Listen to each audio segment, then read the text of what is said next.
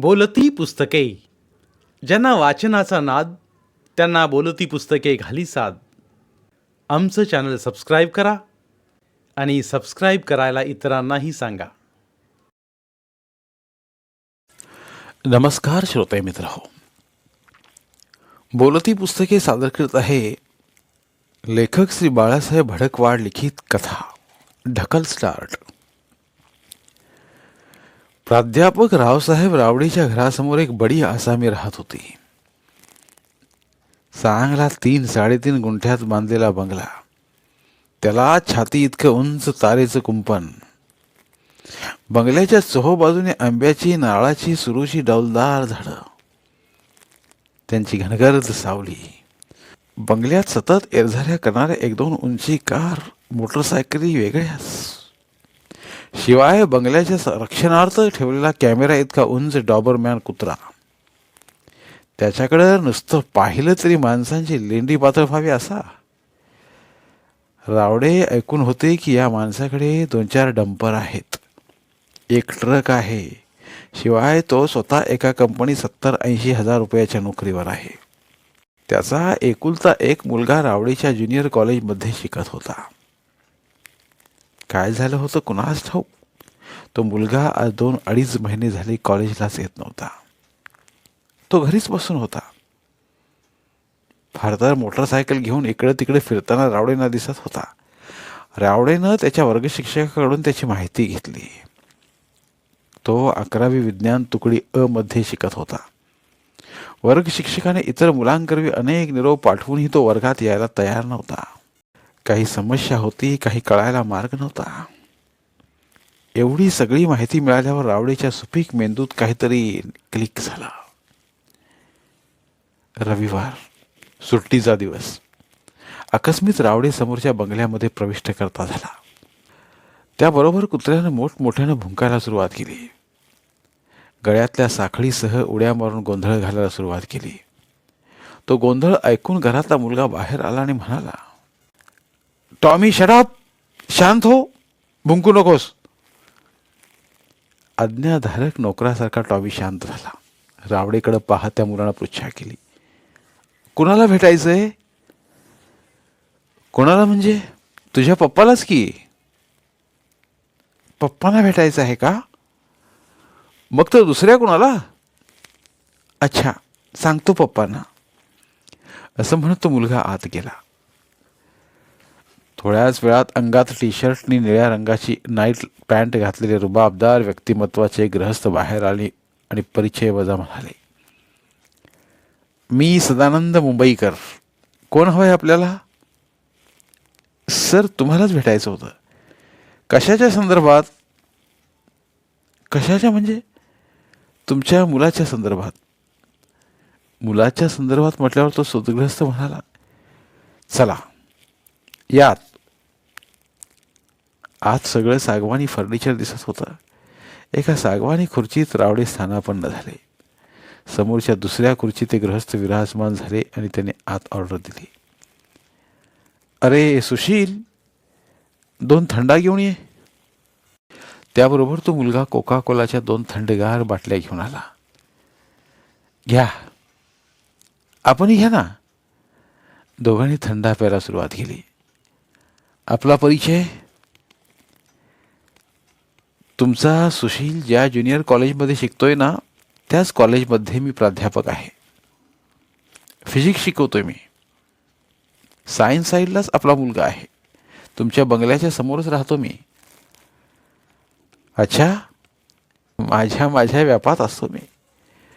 तेच तर ना, प्रत्येकजण आपापल्या व्यापात असतो, त्यामुळे शेजारी राहूनही एकमेकांचा परिचय होत नाही. अरे सुशील, या रिकाम्या बाटल्या घेऊन जा ना. सुशीलने बाटल्या हातात घेतल्या. रावडीने उगाच खडा टाकला, अरे सुशील, काल प्रॅक्टिकलला दिसला नाहीस. कसलं डोंबलाचं प्रॅक्टिकल? सदानंदराव म्हणाले, अहो सर, 2 महिने झालं तो घरीच बसून आहे. तुम्हाला कल्पना नाही? तुम्ही कॉलेजमध्ये असता की नाही? खोटं खोटं हसत रावडे सर म्हणाले, त्याचं काय आहे, यंदा 11वीची स्ट्रेंथ खूपच वाढली आहे.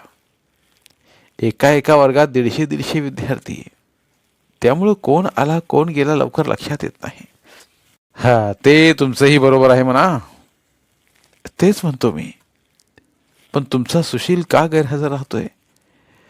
तो कॉलेजेस शिकायला नको म्हणालाय. असं कसं बरं? अहो, आता तुम्ही प्रत्यक्ष त्यालाच विचारा. असं म्हणत त्याने मुलाला हाक मारली. अरे सुशील, इकडे ये बरं जरा. आज्ञाधारकपणे सुशील आला. विचार आता त्याला. का रे सुशील, कॉलेजला यायला तू का नको म्हणायला लागलीस? सुशील आपला गप्पच. अरे काय विचारत आहे सर तुला? मला नाही कॉलेज शिकायचं. अरे पण कारण तरी सांगशील की नाही? खरं सांगू सर?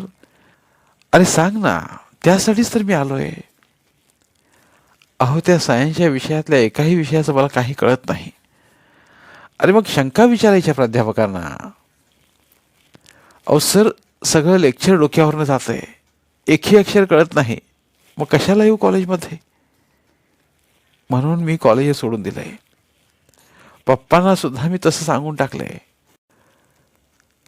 ऐकलं का सर तुम्ही? त्याचं पटतंय मलाही थोडंसं. सायन्स तसं थोडं अवघडच असतं म्हणा, पण धीर नाही सोडला तर जमतं हळूहळू. कसला धीर घेऊन बसलात सर? आपल्या बापाच्यानं मला ते सायन्स जमणार नाही. वर्गात नुसतं वेड्यासारखं बसण्यात काय अर्थ आहे? आता पहिलं आपण बापाला पटवलं पाहिजे. बापाला पटवलं की पोराला हळूच मार्गावर आणता येईल. या उद्देशाने रावडे सर म्हणाले.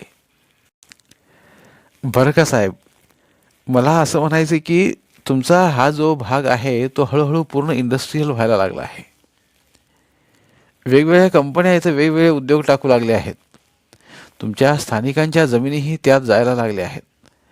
अशावेळी कंपन्यामध्ये तुमच्या मुलांना प्राधान्याने त्यात नोकऱ्या मिळणार आहेत. त्यासाठी तुमची मुलं जेवढी शिकतील तेवढा तुमचा फायदा होणार आहे.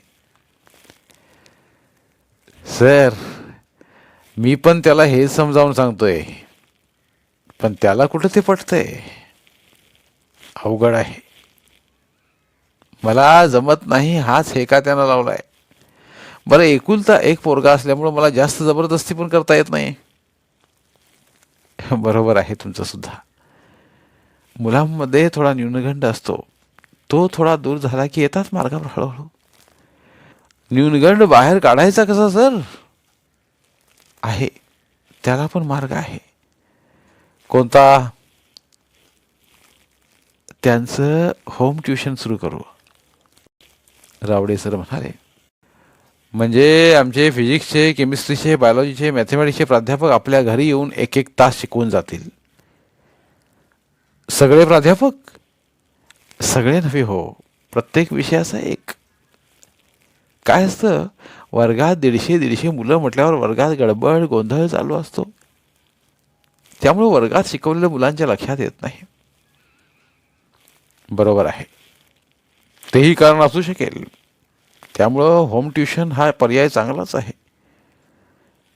पण एक अडचण आहे, रावडे सर म्हणाले. कसली अडचण?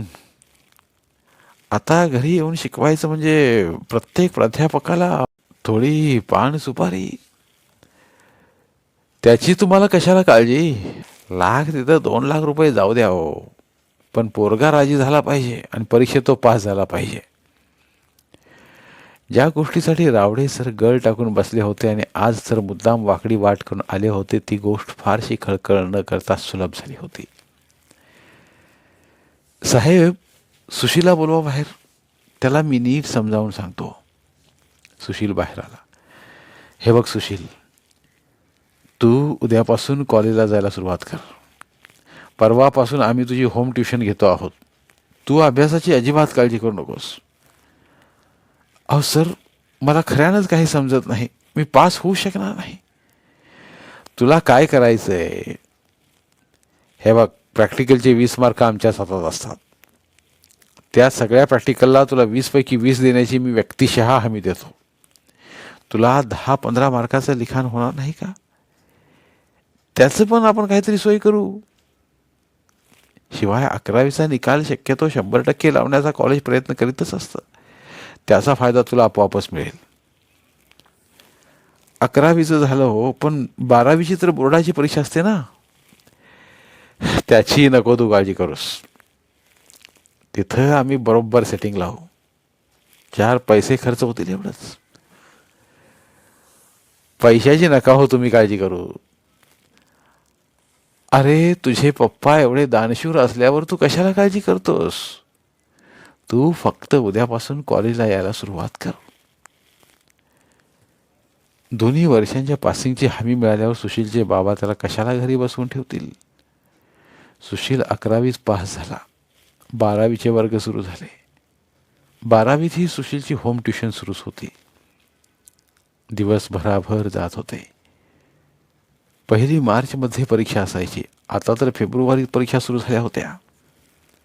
हरणावानी दिसाने उड्या मारल्या. आली आली म्हणत परीक्षा आलीनी सुरू पण झाली. रावणीने सेटिंगची हमी दिली होती, आश्वासन दिलं होतं. त्याची पान सुपारी त्याला पोचही झाली होती. पहिल्या मराठीच्या पेपरला रावणीने इंग्रजीच्या भोसले सरांना सुशीलच्या ब्लॉकवर पाठवले. भोसले सर जरी इंग्रजी शिकवित होते तरी माणूस अतिशय मवाळ होता, सरळमार्गी होता. रावडे सरांचं हे सेटिंगचं प्रकरण त्याच्या नावी गावीही नव्हतं. रावडे सरांनी भोसले सरांच्या कानात सुशीलवर लक्ष ठेवा, जास्त काही टाईट करू नका असं सांगितलं. सुशीललाही काय सांगायचे ते सांगितलं होतं. पेपर सुरू होऊन अर्धा-पाऊण तास झाला नाही तो सुशीलनं 2 पानं असलेली कॉपी काढली, टेबलावर ठेवली आणि तो राजरोस बघून लिहू लागला. त्याला कॉपीतलं जवळजवळ 75% लिहून दिलं आणि त्याच्या जवळची कॉपी काढून घेतली. भोसले सर दुसऱ्या रांगेत गेल्याबरोबर सुशीलनं परत दुसरे कागद काढले. त्यानं ढीगभर कॉप्या आणल्या होत्या. किती काढाव्यात? भोसले सरांना घाम सुटला. कधी एकदा शेवटची बेल पडते असं त्यांना झालं. पेपर जमा केल्यानंतर भोसले सरांनीच रावडे सरांना हॉटेलात चहाला नेलं. पदरच्या पैशांनी त्यानं चांगला स्पेशल चहा पाजला.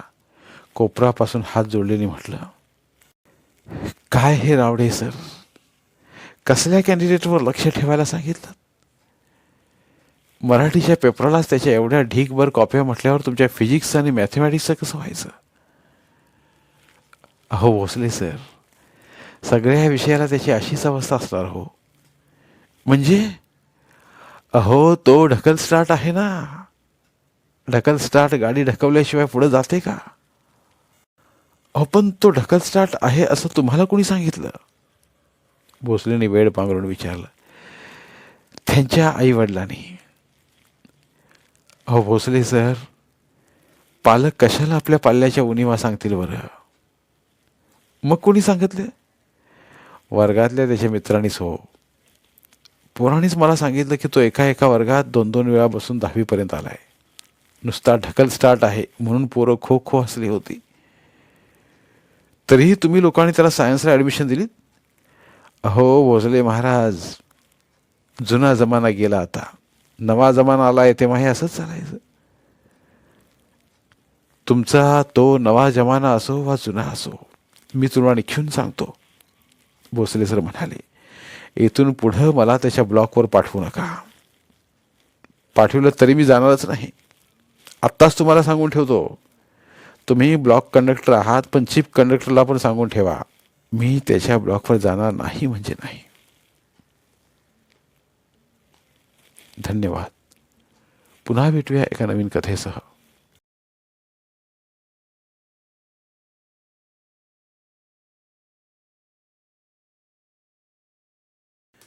धन्यवाद. प्रिय श्रोते मित्र हो, आपल्यासाठी एक आवाहन. आमच्या चॅनलच्या प्लेलिस्ट विभागात तुमच्यासाठी शेकडो कादंबऱ्यांचे ऑडिओ बुक्स उपलब्ध आहेत. तिथे प्रत्येक कादंबरीचे सर्व भाग एकत्रित मिळतील. त्यामुळे सध्या सुरू असलेल्या क्रमशः कादंबरीच्या पुढील भागासाठी वाट पाहण्याची गरज नाही.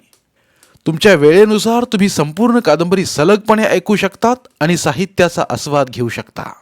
कृपया आमच्या चॅनलच्या होमपेजवर जाऊन प्लेलिस्ट चेक करा आणि तुमची आवडती कादंबरी निवडा. धन्यवाद.